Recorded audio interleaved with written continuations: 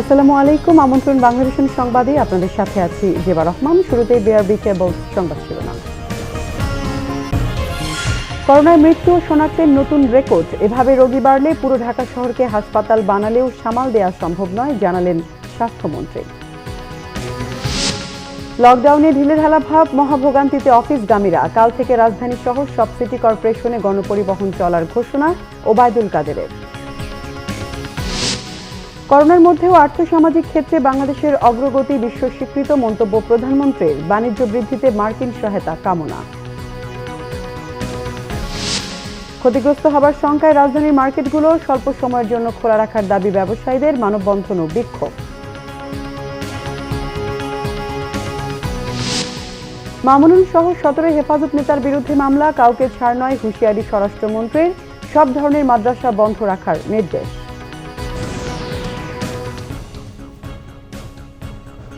দেখছিলেন BRB cables সংবাদ শিরোনাম। এবার বিস্তারিত সংবাদ।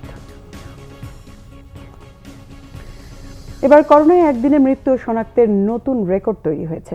ভাইরাসটিতে আক্রান্ত হয়ে একদিনে মারা গেছেন 66 জন।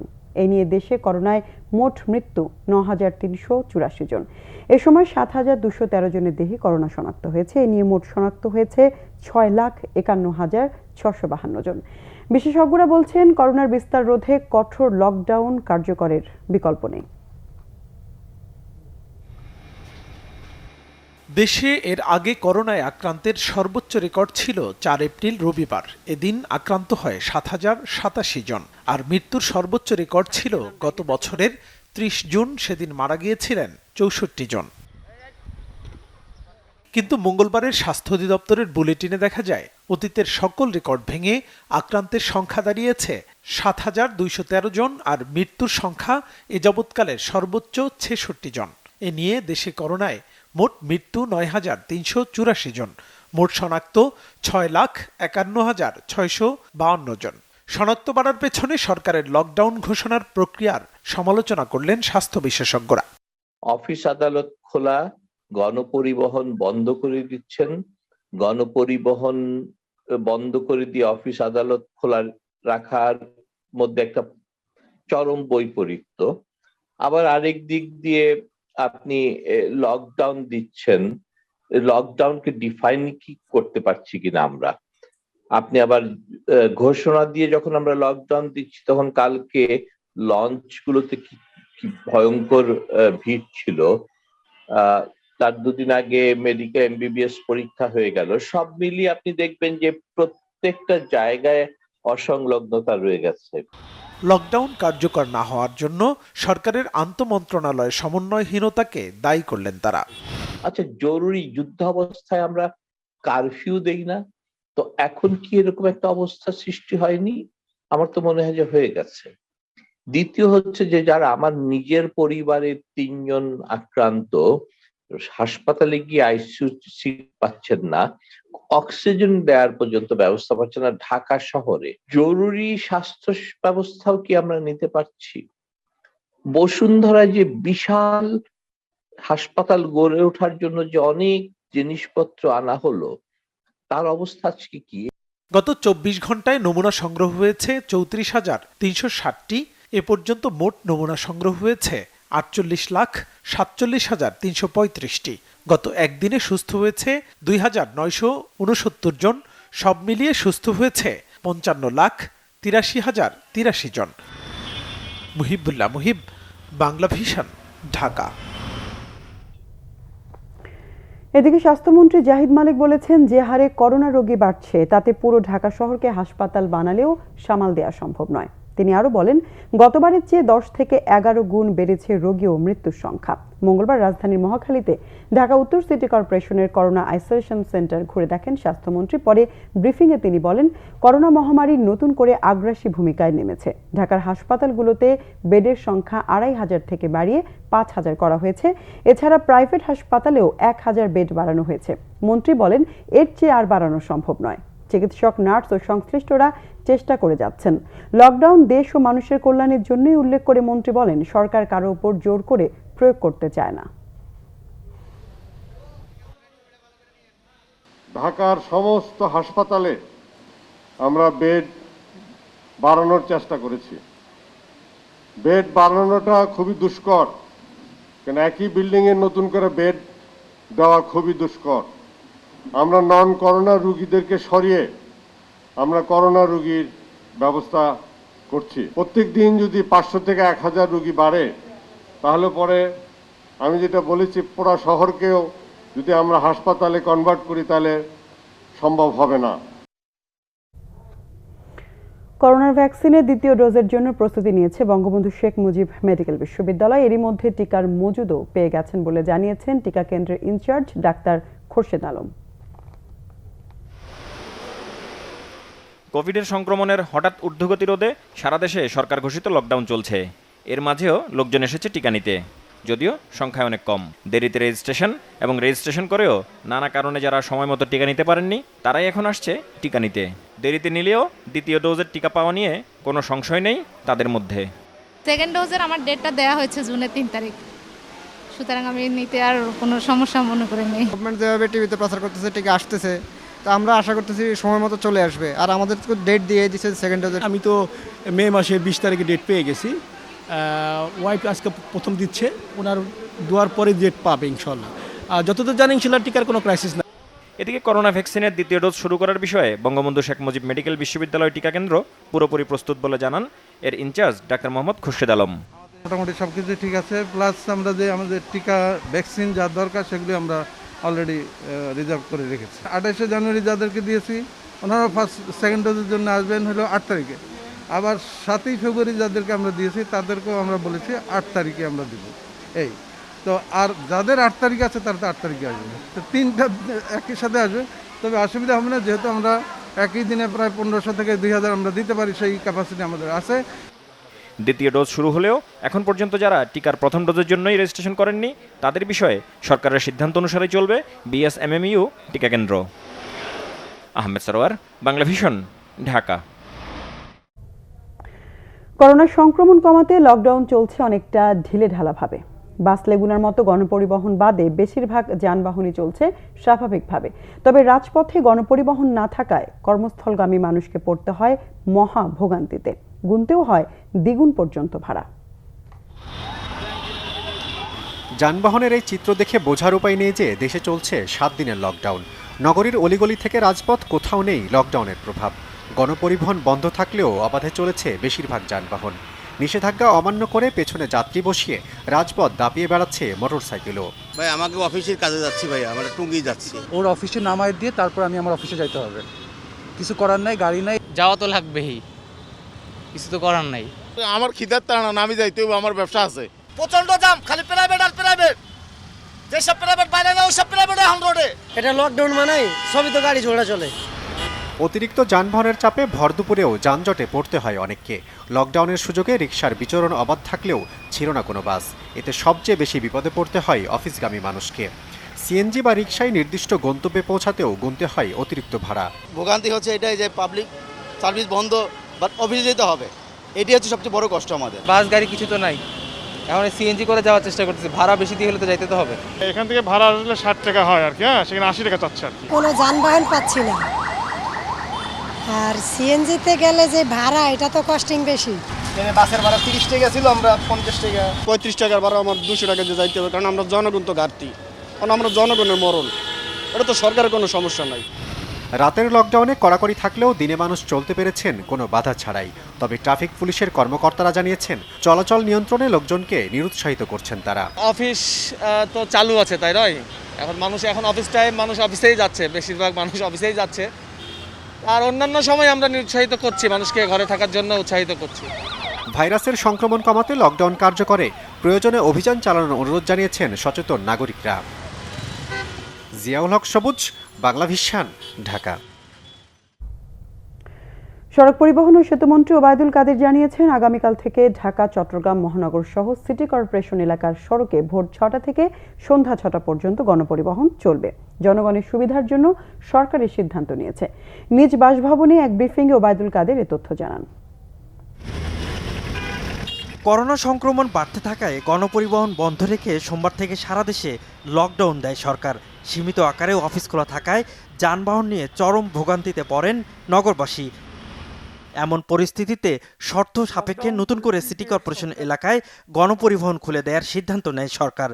শুধুমাত্র ঢাকা, চট্টগ্রাম মহানগর সহ গাজীপুর, নারায়ণগঞ্জ, রাজশাহী, খুলনা, সিলেট, বরিশাল, কুমিল্লা, রংপুর এবং ময়মনসিংহ সিটি কর্পোরেশন এলাকাধীন সড়কে সকাল ৬টা থেকে সন্ধ্যা ৬টা পর্যন্ত অর্ধেক আসন খালি রেখে গণপরিবহন চলাচল করতে পারবে। কোনোভাবেই সমন্বয়কৃত ভাড়ার অতিরিক্ত ভাড়া আদায় করা যাবে না। তবে পরবর্তী নির্দেশনা না দেওয়া পর্যন্ত দূরপাল্লার গণপরিবহন চলাচল যথারীতি বন্ধ থাকবে। এর আগে সরকারি বাসভবন থেকে ভিডিও কনফারেন্সের মাধ্যমে কক্সবাজারে যুক্ত হয়ে ওবায়দুল কাদের করোনা সংক্রমণ মোকাবেলায় লকডাউন কঠোরভাবে বাস্তবায়ন করতে নির্দেশ দেন। করোনা সংক্রমণ বৃদ্ধি মোকাবিলা, আরেকটি হচ্ছে উগ্র সাম্প্রদায়িক গোষ্ঠীর অপতৎপরতা প্রতিরোধ করা। এই দুই চ্যালেঞ্জ মোকাবিলায় সরকারি কাজের সুসমন্বয় যেমন জরুরি, তেমনি দলের ঐক্য আরও সুসংহত করা আশু জরুরি কর্তব্য হয়ে দাঁড়িয়েছে। করোনার এই অবনতিশীল পরিস্থিতিতে লকডাউনের নির্দেশনাকে কঠোরভাবে প্রতিপালন করার জন্য আহ্বান জানাচ্ছি। করোনা দুঃসময়ে বিএনপির কর্মকাণ্ড নিয়েও প্রশ্ন তোলেন ওবায়দুল কাদের। সৈয়দ আব্দুল মুহিত, বাংলাভিশন, ঢাকা। বাণিজ্য সম্প্রসারণে মার্কিন সরকারের নীতিগত সহায়তা চান প্রধানমন্ত্রী শেখ হাসিনা। বলেন, বাংলাদেশের অর্থনীতির শক্তি এখন বিশ্বব্যাপী স্বীকৃত। মহামারীর মধ্যেও বাংলাদেশের অর্থনীতি দুর্দান্ত স্থিতিশীলতা প্রদর্শন করেছে। কর্মসংস্থান সৃষ্টির জন্য সরাসরি বিদেশি বিনিয়োগের আহ্বান জানান প্রধানমন্ত্রী। মঙ্গলবার ইউএস বাংলা বিজনেস কাউন্সিলের উদ্বোধনী অনুষ্ঠানে ভার্চুয়ালি অংশ নেন প্রধানমন্ত্রী শেখ হাসিনা। দেশের অর্থনৈতিক প্রবৃদ্ধি দ্রুত বাড়তে থাকা, অভ্যন্তরীণ বাজার, অবকাঠামো, আইনি ও আর্থিক প্রতিষ্ঠানের উন্নতির কথা জানিয়ে দুদেশের বাণিজ্যিক অংশীদারত্ব বাড়াতে নীতিগত সহায়তার গুরুত্ব তুলে ধরেন প্রধানমন্ত্রী। The United States has remained a strong partner in our journey towards democracy and development. It is important that both the countries provide adequate policy support to further expand bilateral trade. অর্থনৈতিক অঞ্চল থেকে hi tech park, বাংলাদেশে বিনিয়োগের নানা খাতের সুবিধা তুলে ধরে মার্কিন বিনিয়োগকারীদের বিনিয়োগের আহ্বান জানান প্রধানমন্ত্রী। People makes it a promising destination for US business and investment. We are constantly improving our physical, legal and financial infrastructures to facilitate foreign investment. প্রধানমন্ত্রী তথ্য ও যোগাযোগ প্রযুক্তি বিষয়ক উপদেষ্টা সজীব ওয়াজেদ জয় অনুষ্ঠানে রাষ্ট্র পরিচালনায় স্বচ্ছতা ও অর্থনৈতিক উন্নয়নে প্রযুক্তির ব্যবহারে বাংলাদেশের সক্ষমতা অর্জনের বিষয় তুলে ধরেন। Just the software-based and service-based industries. We have also moved up the value chain in terms of our technological base. 41 সালের মধ্যে দারিদ্র্য, অর্থনৈতিক বৈষম্যমুক্ত, উন্নত সমৃদ্ধ বাংলাদেশ গড়ার লক্ষ্য অর্জনের কথা উঠে আসে প্রধানমন্ত্রীর বক্তব্যে। রকুনুজ্জামান, বাংলাভিশন, ঢাকা। লকডাউন কার্যকর করা নিয়ে ফরিদপুরের সালথায় পুলিশের সাথে সংঘর্ষে আহত মাদ্রাসা ছাত্রের মৃত্যু হয়েছে। এছাড়া হামলার শিকার হয়েছেন পটুয়াখালীর কলাপাড়ার ইউএনও। এদিকে মার্কেট খোলা রাখার দাবিতে দেশের বিভিন্ন জায়গায় সড়ক অবরোধ করে বিক্ষোভ করেছেন ব্যবসায়ীরা। আর গণপরিবহন বন্ধ থাকায় সারা দেশে জনভোগান্তি ছিল চরমে। লকডাউন কার্যকর করা নিয়ে ফরিদপুরের সালথায় সোমবার দফায় দফায় সংঘর্ষ হয়। এসিল্যান্ড মারুফা সুলতানের নেতৃত্বে ফুকরা বাজারে একজনকে লাঠিপেটা করা হয়। পরে শত শত মানুষ থানা ও উপজেলা কমপ্লেক্স সহ বিভিন্ন সরকারি অফিসে ভাঙচুর ও অগ্নিসংযোগ করে।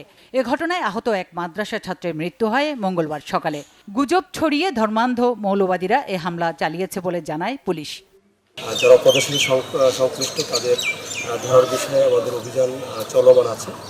আর এই গতকালের যে আক্রমণ, এই আক্রমণে পুলিশ এবং র্যাব সহ মোট 8 জন সদস্য আহত হয়েছে।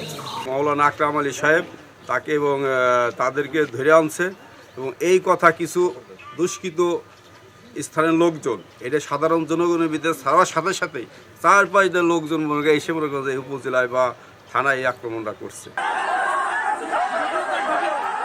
এদিকে পটুয়াখালীর কলাপাড়ায় সচেতনতামূলক প্রচারের সময় 2 যুবককে আটক ও মারধর করায় উপজেলা নির্বাহী কর্মকর্তার গাড়িতে হামলা ও ইটপাটকেল নিক্ষেপ করে স্থানীয়রা। এ সময় তারা 2 যুবককে ছিনিয়ে নিয়ে যায়।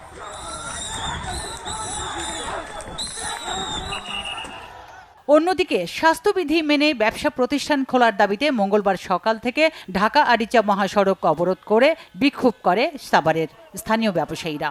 পরে স্থানীয় প্রশাসনের আশ্বাসে পরিস্থিতি নিয়ন্ত্রণে আসে। টাঙ্গাইলেও মার্কেট খুলে দেওয়ার দাবিতে বিক্ষোভ করেছে ব্যবসায়ীরা। বগুড়ায় ইলেকট্রিক ব্যবসায়ী মালিক সমিতি বিক্ষোভ করেছে লকডাউনের প্রতিবাদে। প্রতিবাদী স্লোগানে জামালপুরে সড়ক অবরোধ ও বিক্ষোভ করেছেন দোকান মালিক কর্মচারীরা। এদিকে কুমিল্লা ও গাইবান্ধায় স্বাস্থ্যবিধি মেনে ব্যবসা প্রতিষ্ঠান খোলা রাখার দাবিতে আন্দোলন করেছেন ব্যবসায়ীরা। একই ইস্যুতে সিরাজগঞ্জেও সড়ক অবরোধ করেছেন ব্যবসায়ীরা।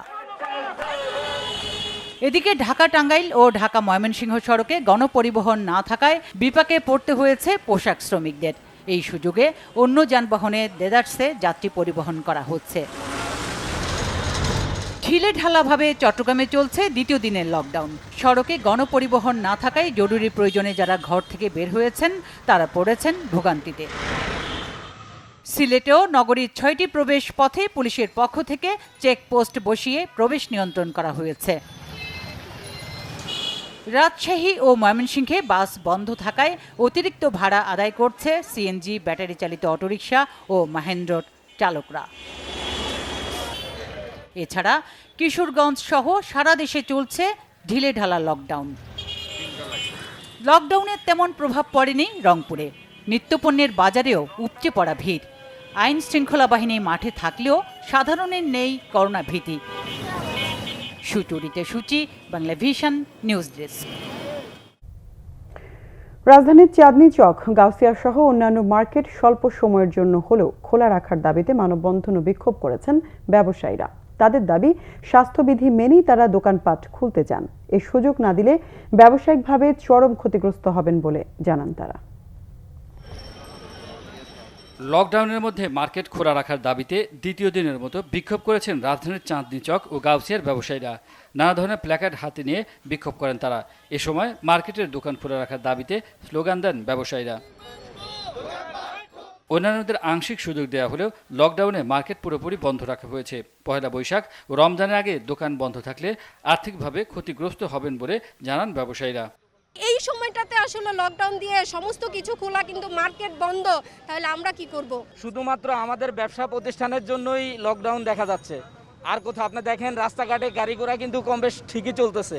সীমিত পরিসরে মার্কেট খুলে রাখার পক্ষে ব্যবসায়ী নেতারাও।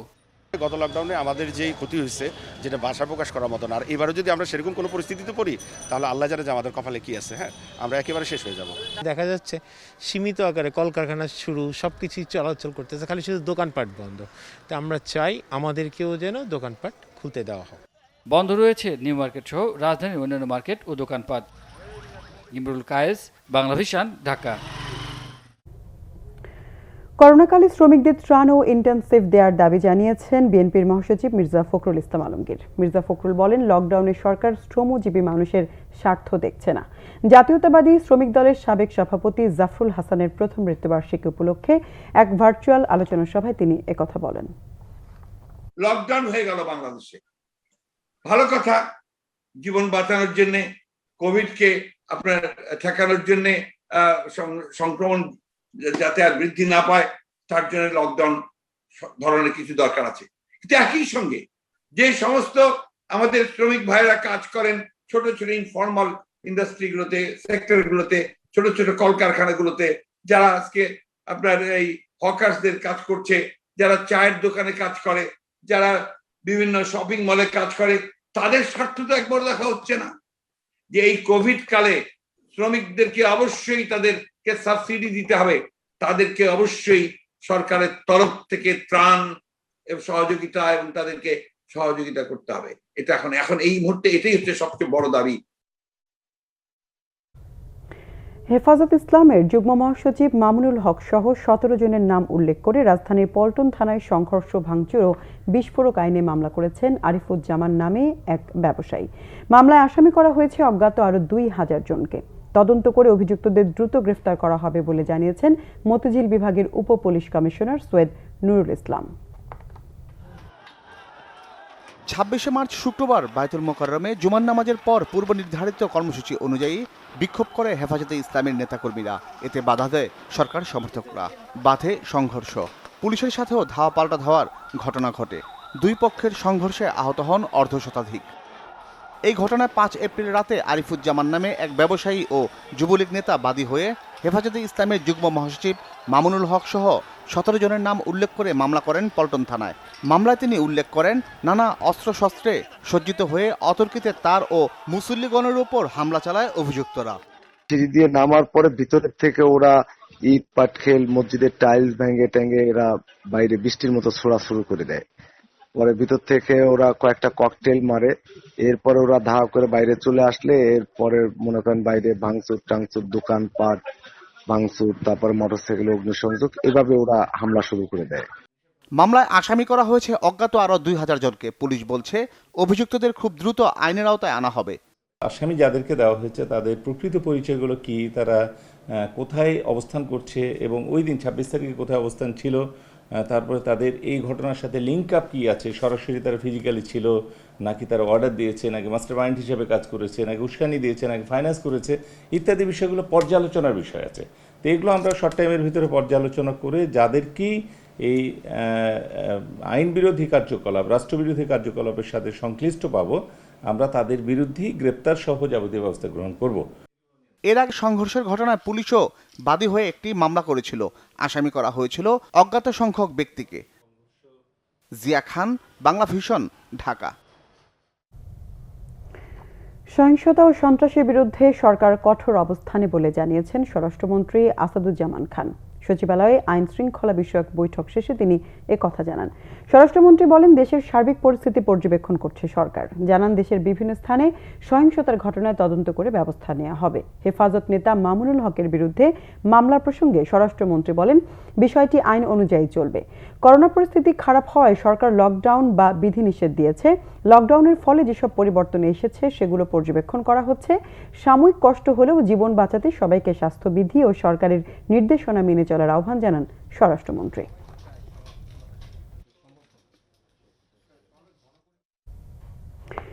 এদিকে বিরাজমান করোনা পরিস্থিতিতে এতিমখানা ছাড়া দেশের সব ধরনের মাদ্রাসা বন্ধ রাখার নির্দেশ দিয়ে প্রজ্ঞাপন জারি করেছে শিক্ষা মন্ত্রণালয়। মঙ্গলবার বিকেলে জারি করা প্রজ্ঞাপনে এই নির্দেশ জানানো হয়। তবে শিক্ষার্থী ভর্তির সুবিধার্থে স্বাস্থ্যবিধি ও সামাজিক দূরত্ব মেনে কওমি মাদ্রাসার অফিস খোলা রাখার অনুমতি দেওয়া হয়েছে। এতে বলা হয়, মাদ্রাসা সহ সব শিক্ষা প্রতিষ্ঠান বন্ধ রাখার নির্দেশ দেওয়া হলেও কিছু কিছু আবাসিক ও অনাবাসিক মাদ্রাসা এখনো খোলা রয়েছে। এটাকে অত্যন্ত স্বাস্থ্য ঝুঁকিপূর্ণ বলে উল্লেখ করা হয়েছে। এরই প্রেক্ষিতে মাদ্রাসা বন্ধ রাখার নির্দেশ দিয়ে বলা হয়েছে, এই নির্দেশ পালনে কোনরূপ শৈথিল্য দেখানো যাবে না।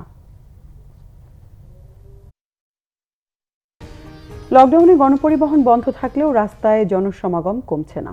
বিকেল 4টার পর কাঁচা বাজার বন্ধ থাকলেও বাজার কেন্দ্রিক জনসমাগম থাকছেই। এছাড়া প্রধান সড়ক থেকে গলি বা পার্ক কোথাও মানা হচ্ছে না স্বাস্থ্যবিধি।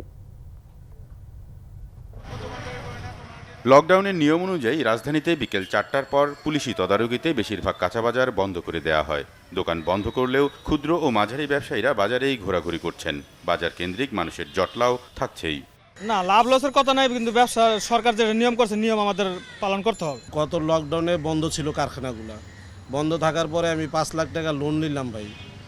লোন নেওয়ার পরে গাড়ি বন্ধক থেকে লোন নিছি, নেওয়ার পরে ভাই এখন দিল লকডাউন। এখন আমাদের করুণ অবস্থা হয়ে গেছে।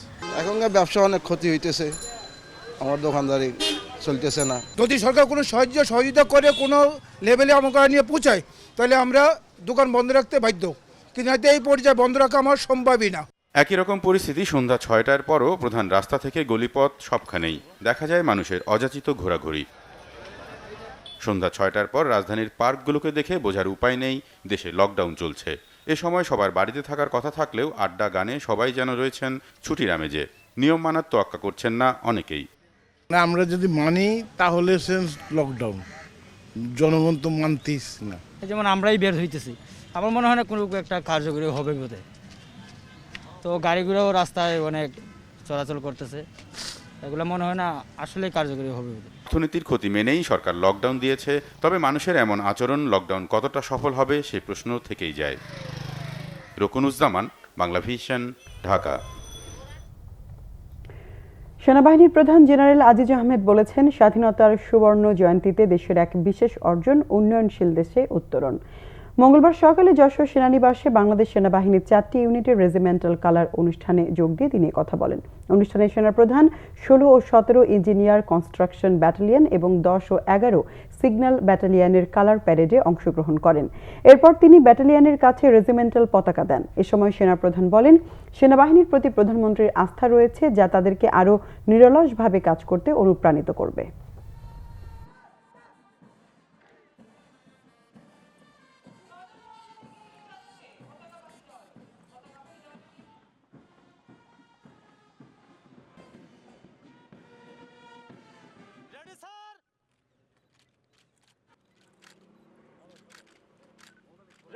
আমাদের দেশের সার্বিক অগ্রগতির এক বিশেষ অর্জন হল স্বল্পোন্নত দেশ হতে উন্নয়নশীলে উত্তরণ। অনেক প্রতিকূলতা পেরিয়ে বাংলাদেশের আজকের এই অবস্থান মাননীয় প্রধানমন্ত্রী শেখ হাসিনার অনন্য দেশপ্রেম এবং অবিচল নেতৃত্বের অবদান। মাননীয় প্রধানমন্ত্রী বাংলাদেশের এই উত্তরণে গুরুত্বপূর্ণ ভূমিকা পালন করার জন্য বাংলাদেশ সেনাবাহিনীর ভূমিকা পালন করেছেন। আমার দৃঢ় বিশ্বাস, মাননীয় প্রধানমন্ত্রীর এই আস্থা আমাদেরকে আরও নিরলসভাবে দেশের উন্নয়নে কাজ করার জন্য অনুপ্রাণিত করবে। নারায়ণগঞ্জ শহরের কয়লাঘাট এলাকায় শীতলক্ষ্যা নদীতে কার্গোর ধাক্কায় লঞ্চডুবির ঘটনায় আরও 5 জনের লাশ উদ্ধার করা হয়েছে। এই নিয়ে মৃতের সংখ্যা 34 জনে দাঁড়িয়েছে। এদিকে চাঁদপুরের মেঘনা নদীতে ঝড়ের কবলে পড়ে নিখোঁজ 3 জেলের মরদেহ উদ্ধার করা হয়েছে। মঙ্গলবার সকালে শীতলক্ষ্যা নদীর বিভিন্ন জায়গায় লাশগুলো ভেসে ওঠে। উপজেলা নির্বাহী কর্মকর্তা নাহিদা বারিক জানান, উদ্ধার হওয়া 5টি লাশ পুরুষের। সোমবার দুপুরে ডুবে যাওয়া লঞ্চটি টেনে তীরে আনার পর উদ্ধার অভিযান সমাপ্ত ঘোষণা করা হয়। কার্গো জাহাজের ধাক্কায় রবিবার ডুবে যায় নারায়ণগঞ্জ থেকে আসা মুন্সিগঞ্জগামী যাত্রীবাহী লঞ্চ সাবিত আল হাসান। এদিকে চাঁদপুরের হরিণা ফেরিঘাট এলাকায় মেঘনা নদী থেকে নিখোঁজ জেলে আলমগীর হাওলাদার, মোহাম্মদ আলী দেওয়ান ও মনসুর আলী ব্যাপারীর মৃতদেহ উদ্ধার করা হয়েছে। তাদের সবার বাড়ি সদর উপজেলার গোবিন্দিয়া গ্রামে। 4 এপ্রিল সন্ধ্যায় মেঘনা নদীতে মাছ ধরতে গেলে ঝড়ের কবলে পড়ে নিখোঁজ হন তারা।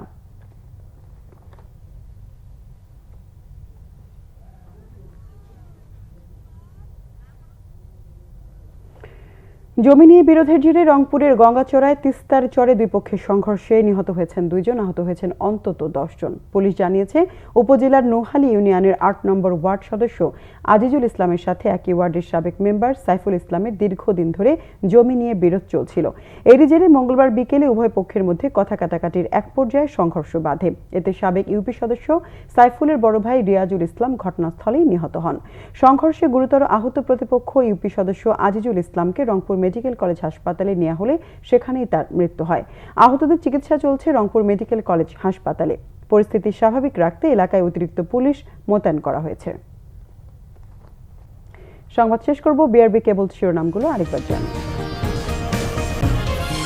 করোনায় মৃত্যু শনাক্তের নতুন রেকর্ড। এভাবে রোগী বাড়লে পুরো ঢাকা শহরকে হাসপাতাল বানালেও সামাল দেওয়া সম্ভব নয়, জানালেন স্বাস্থ্যমন্ত্রী। লকডাউনে ঢিলেঢালা ভাব, মহাভোগান্তিতে অফিসগামীরা। কাল থেকে রাজধানী সহ সব সিটি কর্পোরেশনে গণপরিবহন চলার ঘোষণা ওবায়দুল কাদেরের। করোনার মধ্যেও আর্থসামাজিক ক্ষেত্রে বাংলাদেশের অগ্রগতি বিশ্ব স্বীকৃত, মন্তব্য প্রধানমন্ত্রীর। বাণিজ্য বৃদ্ধিতে মার্কিন সহায়তা কামনা। ক্ষতিগ্রস্ত হবার শঙ্কায় রাজধানীর মার্কেটগুলো স্বল্প সময়ের জন্য খোলা রাখার দাবি ব্যবসায়ীদের, মানববন্ধন ও বিক্ষোভ। মামুনুল সহ 17 হেফাজত নেতার বিরুদ্ধে মামলা, কাউকে ছাড় নয় হুঁশিয়ারি স্বরাষ্ট্রমন্ত্রীর। সব ধরনের মাদ্রাসা বন্ধ রাখার নির্দেশ।